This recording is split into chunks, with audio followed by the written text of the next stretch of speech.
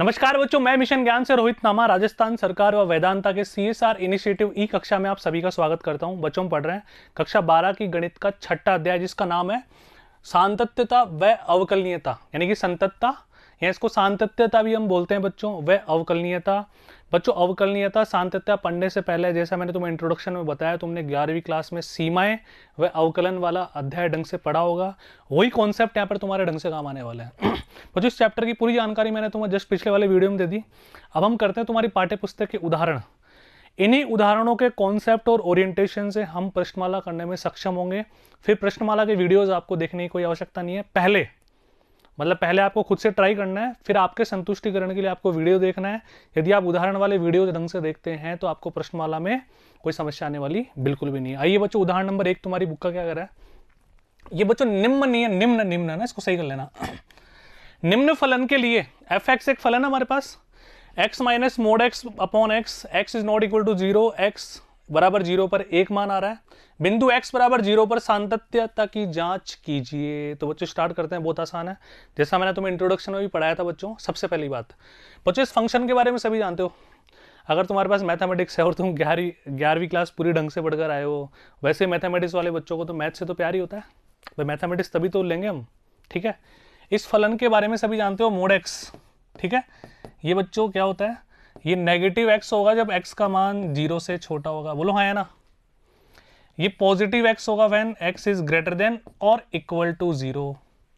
यानी कि इस फंक्शन को, इस फलन को जब हम एक्सपेंड करते हैं, खोलते हैं, तो इस तरह से ये हमारे पास आता है, ठीक है। अब ध्यान से देखना, तो यहां पर बच्चों ये जो प्रदत्त फलन है ना, जो दिया हुआ क्वेश्चन है हमारा, वो किस तरह से बनेगा। ये फलन ध्यान से देखना, ये फलन हमें इस तरह से प्राप्त होगा।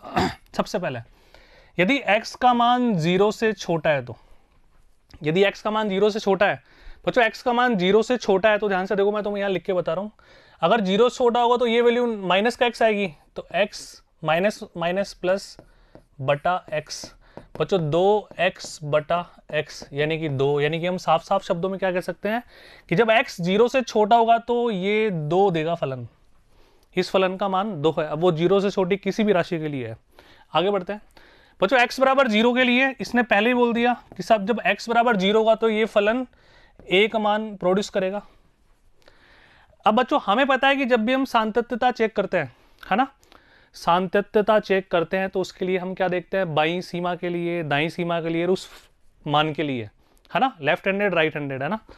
तो ग्रेटर देन 0 के लिए क्या मान होगा, अब ध्यान से देखो। तो बच्चों ग्रेटर देन 0, अब यहाँ पे ना तो छोटा है ना बड़ा है।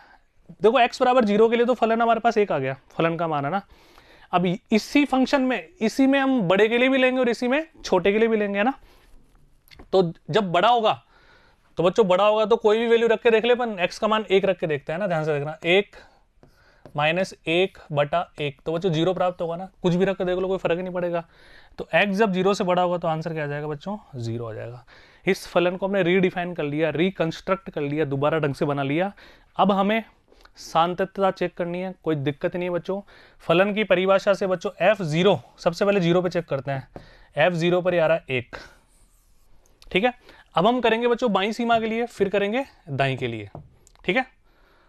इसका कलर एक बार चेंज कर लेते हैं बच्चों अपन। अब ध्यान से देखना, तो मैंने लिया f0 पे चेक कर रहे हैं, 0 minus 0 limit h tends to 0, h tends to 0 या टेंडिंग टू 0 बोल दो, f0 माइनस h। बच्चों x जब 0 से छोटा है तो हमारे पास क्या 2 है ना, इसका मतलब लिमिट h टेंडिंग टू 0, और ये फंक्शन हमारे पास केवल कांस्टेंट है 2, यानी कि इसका आंसर बच्चों कितना आ गया, 2। यानी कि बाईं सीमा पर इसका मान बच्चों 2 प्राप्त होता है। अब चलते हैं बच्चों दाईं सीमा पे, ध्यान से देखना ना, थोड़ा इसको और ऊपर कर लेते हैं अपन। f0 प्लस 0, जैसा कि मैंने तुम्हें परिचय वाले वीडियो में ढंग से सब कुछ समझा दिया था। लिमिट h टेंडिंग टू 0, बच्चों समझ में आ रहा है ना, 0 प्लस h, प्लस कर देते हैं भाई, बहुत छोटी राशि जोड़ी, बहुत छोटी राशि घटाई, है ना। Limit h tending to 0। अच्छा x 0 से बड़े के लिए बच्चों, 0 से बड़े के लिए तो 0 आ रहा है डायरेक्ट, तो ये आ गया हमारे पास 0। तो बच्चों अब तुम देख के बताओ, और फाइनली हम लिख सकते हैं, हम देख पा रहे हैं कि f0 बराबर नहीं है f0 माइनस 0 के, यानी कि बराबर नहीं है f0 प्लस 0 के। अतः हम क्या लिख देंगे, x बराबर 0 पर फलन संतत नहीं है। x बराबर 0 पर दिया गया फलन संतत नहीं है, कंटिन्यूअस नहीं है, खत्म कहानी। कॉन्सेप्ट समझ में आएगा? मतलब देखो जो इसमें जो थ्योरी होती है ना, उसको देखकर इरिटेशन तो होती है। तो देखो पहले मैंने तुम्हें केवल न्यूमेरिकल डेटा के साथ समझाया, अब थ्योरी तुम आराम से ऐड कर लेना। कहने का मतलब जो मैं तुम्हें हमेशा से समझाता हूँ कि न्यूमेरिकल स्टेप करने से पहले जो बातें मैं तुम्हें समझाने के लिए बोलता हूँ ना, वो बातें तुम्हें एग्जामिनर को लिखकर समझानी है। और वो हर बालक बालिका की अलग लैंग्वेज हो सकती है, बस न्यूमेरिकल भावना ये रहेगी। तो क्लियर है बच्चों, आया मजा? आगे बढ़ते हैं। इस तरह से तुम ये लैंग्वेज देख सकते हो। मैं ये नहीं बोल रहा कि एज इट इज कॉपी करो, लैंग्वेज को अपनी भाषा में लिखना है ना। उदाहरण नंबर 2 बच्चों हमारा क्या कर रहा है, ध्यान से देखो बच्चों। फिर मोड आ गया है ना। मोड वाला फंक्शन मैंने उदाहरण नंबर 1 में तुम्हें ढंग से डिफाइन करके दिखा दिया ना। फलन F x mode x plus mode x minus 1 का x बराबर 0 तथा x बराबर 1 पर सातत्य का परीक्षण कीजिए। तो लेट स्टार्ट बच्चों, करते हैं। भी चिंता वाली कोई बात ही नहीं है इसमें ना। आ जाओ मेरे साथ साथ। इस फलन को हम किस तरह से, देखो सबसे पहले तुम मोड वाले फलन को डिफाइन कर लेना, है ना। बार बार मुझे करने की आवश्यकता है कि चलो एक बार और करके तुम्हें दिखाए तुम, है ना। नेगेटिव एक्स हो जाएगा जब एक्स 0 से छोटा होगा, और पॉजिटिव एक्स हो जाएगा जब एक्स 0 से बड़ा होगा। अब यहाँ पर देखो बच्चों, हमें 0 के लिए भी चेक करना है और 1 के लिए भी चेक करना है। तो ध्यान से देखते जाओ मैं क्या कर रहा हूँ, है ना। एफ एक्स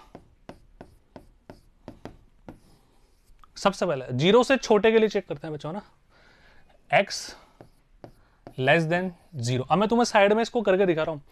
जब 0 से छोटा होगा तो ये दोनों बातें नेगेटिव हो जाएगी, केवल x नेगेटिव नहीं होगा, इस मोड के अंदर जो भी डेटा आ रहा है वो पूरा नेगेटिव हो जाएगा ना। तो 0 से छोटे के लिए ये माइनस का x होगा, इसके बाहर माइनस लगाओगे तो माइनस x और प्लस का 1, यानी कि 1 माइनस 2x, 1 माइनस 2x हो जाएगा जब x 0 से छोटा होगा। ठीक है, अब ध्यान से देखो। अब हम वैल्यू लेंगे x 0 और 0 से तो बड़ा, यानी कि 0 के बराबर भी ले लिया हमने, और 1 से छोटा। बताओ ऐसा क्यों लिया? क्योंकि हमें 1 पर भी तो चेक करना है, केवल एक ही डेटा थोड़ी है, केवल एक ही पॉइंट थोड़ी है बच्चों हमारे पास, है ना, डबल डेटा है। अब आ जाओ 0 के बराबर के लिए ना बच्चों, 0 के बराबर करते हैं तो यहां पे देखो प्लस का 1 आएगा। 0 रख के देख लो, कोई भी डेटा रखते हैं, एक बार आ जाओ ना, बोलो तुम्हारा मन करे। एक बार 0 रखते हैं तो बच्चों 0 रखने पर तो 1 आ रहा है। अब 0 और 1 के बीच की कोई राशि रख के देखते हैं, हम रखते हैं 0.5, तो 0.5, ठीक है। 0.5 माइनस 1 तो वापिस क्या हो जाएगा, पॉजिटिव, क्योंकि मोड है। और 0.5 प्लस 0.5 अगेन बच्चों क्या बन जाएगा, 1। तो डायरेक्ट हम क्या लिख दे बच्चों, 1 वैल्यू यहां पर आने वाली है। आगे बढ़ो। अब रखते हैं बच्चों अपन x का मान 1 और 1 से बड़ा, यानी कि 1 और 1 से बड़ा सा मतलब पॉजिटिव राशि होगी। तो यहां पर बच्चों आ जाएगा, इनको डायरेक्ट जोड़ दो तुम, 2x माइनस का 1। अब इसमें न्यूमेरिकल डेटा रख के मैं तुम्हें समझाता हूँ ना, ध्यान से देखो।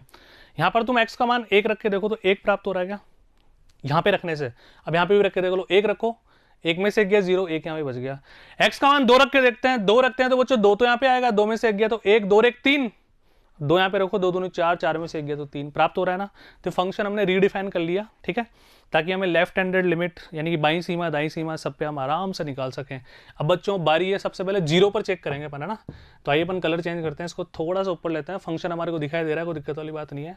तो बच्चों सबसे पहले x बराबर 0 पर, है ना, ये इस तरह की लैंग्वेज में क्वेश्चंस में नहीं लिखूंगा, अभी उदाहरण में समझा रहा हूं हमें किस तरह से करना है। तो बच्चों सबसे पहले f0 फलन की परिभाषा से, तो जब x का मान 0 है तो किसके बराबर है बच्चों, 1 के बराबर है, पहली बात तो आ गई। अब हम निकालते हैं बाईं सीमा के लिए, तो 0 माइनस 0, ठीक है, limit h tending to 0 f 0 minus h। अब आ जाओ बच्चों, अब 0 से छोटा, है ना, यहां पे यानी कि यहां पे x की जगह हम क्या रख दें बच्चों, 0 माइनस h रख दें, तो 1। सबसे पहले तो वही लिखो, लिमिट h टेंडिंग टू 0, ठीक है बच्चों, ध्यान से देखना, 1 to 0 माइनस h। कैलकुलेशन करते हैं बच्चों, बहुत आराम से, ध्यान से देखो। लिमिट, अभी लिमिट लगाई नहीं है अपन ने ना, h टेंडिंग टू 0। देखो यहाँ पे क्या बचेगा, माइनस का h, माइनस के h को माइनस के 2 से गुणा करेंगे, प्लस का 2h, तो 1 प्लस का 2h, और बच्चों यहाँ पर अगर तुम लिमिट लगाते हो तो ये तो 0 हो जाएगा, ये बच जाएगा हमारे पास 1, ये लीजिए। ये हमने कौन सी निकाल ली बच्चों? बाईं सीमा। अब हम चलते हैं दाईं पे, f 0 प्लस 0 है ना, limit h tending to 0 f 0 plus h। अब तो समझ आ गया ना क्या करना है अपने को, h टेंडिंग टू 0। बच्चों 0 से बड़े के लिए, 0 से बड़े के लिए वापस 1 ही है, ठीक है, तो ये 1 पे लगाओगे तो ये आ गया हमारे पास 1। अब बच्चों तुम आराम से कॉन्फिडेंस के साथ एक लाइन बोल सकते हो, क्या बोल सकते हो? हम देख पा रहे हैं कि f0 क्या बराबर है 0 माइनस 0 के? बिल्कुल 1 ही आ रहा है।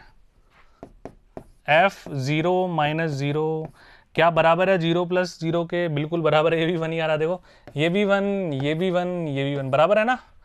यानी कि ये फलन दिया गया, फलन दिया गया फंक्शन x बराबर 0 पर संतत होगा। ठीक है, बात समझ में आ गई? लिख लोगे अपने हिसाब से, बहुत आसान है। अब बच्चों अपन चलते हैं किस पे?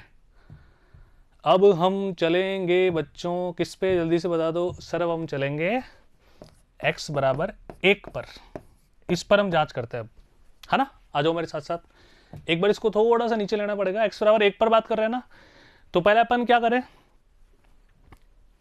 एग्जैक्ट x इक्वल टू 1 पर चेक करते हैं ना सबसे पहले। f1 बच्चों 1 पर चेक करते हैं तो 1 पर तो ये आ रहा है, ठीक है, तो 1 पर बच्चों ये आ रहा है ना हमारे पास, तो x की जगह 1 रख दो यहाँ पे, तो 2 में से 1 गया तो 1, ये लो, सबसे पहली बात तो क्लियर है। अब हम चेक करते हैं बच्चों किसके लिए, बाईं सीमा के लिए ना, ठीक है। f0 minus 0 limit h tending to 0, ध्यान से देखना बच्चों, f0 माइनस h, है ना। बताओ 0 माइनस h की, सॉरी बच्चों यहाँ पे एक छोटी सी मिस्टेक हमने कर दी। अगर हम 1 पर चेक कर रहे हैं तो हम 1 लगाएंगे ना। अब 0 क्या काम है, 1 माइनस 0 1 माइनस h, है ना। तो फंक्शन कौन सा लगेगा बच्चों, x 1 से छोटे के लिए 1 ही लगेगा, तो लिमिट h टेंडिंग टू 0 और 1 बच्चों, ये हमारे पास 1 आ गया ये भी। अब वो चलते हैं दाईं सीमा के लिए, है ना। दाईं के लिए इसको थोड़ा सा नीचे लो बच्चों। अब देखना, f1 plus 0 limit h tending to 0 f1 plus h, ठीक है। अब आओ लिमिट h टेंडिंग टू 0, बच्चों फंक्शन कौन सा है, ये वाला लगेगा ना, तो 2 1 प्लस h माइनस 1, इसको कैलकुलेट कर लें बच्चों थोड़ा सा और अपन, तो limit h tending to 0 2 plus 2h minus का 1। अगर लिमिट लगाते हैं तो 2 में से 1 गया तो बच्चों कितना बचेगा, 1, यहाँ पे 0 आ जाएगा तो 1। अब वापस देखो बच्चों तुम, है ना, ये भी 1, ये भी 1, ये भी 1, तो तुम वापस लिख दो। क्या लिख पाने में सक्षम रहोगे बच्चों, ध्यान से देखना। जो अपन ने ऊपर लिखा था 0 के लिए, f1 पर f1 माइनस 0 f1 प्लस 0 बराबर है, अतः x बराबर 1 पर फलन संतत है, या बिल्कुल आत्मविश्वास के साथ ऐसा कह सकते हैं। तो बताओ तीनों एग्जाम्पल समझ में आए नहीं आए? कोई बहुत टफ काम थोड़ी था। जो इंट्रोडक्शन में मैंने तुम्हें समझाया कि जिस बिंदु के लिए क्वेश्चन बात करेगा उस बिंदु पर चेक करो, बाईं सीमा के लिए बात करो, दाईं सीमा के लिए बात करो, तीनों यदि बराबर आते हैं तो हम कह सकते हैं फलन संतत होगा। बिल्कुल बात ढंग से आगे समझ में। तो बच्चों इसी के साथ ये वाला वीडियो समाप्त होता है। अगले वीडियो में आपकी पाठ्य पुस्तक के और अलग उदाहरणों के साथ हम चलेंगे, फिर उसके बाद हम करेंगे प्रश्न। तो तब तक आप इनको दोबारा ट्राई करें एक बार। धन्यवाद।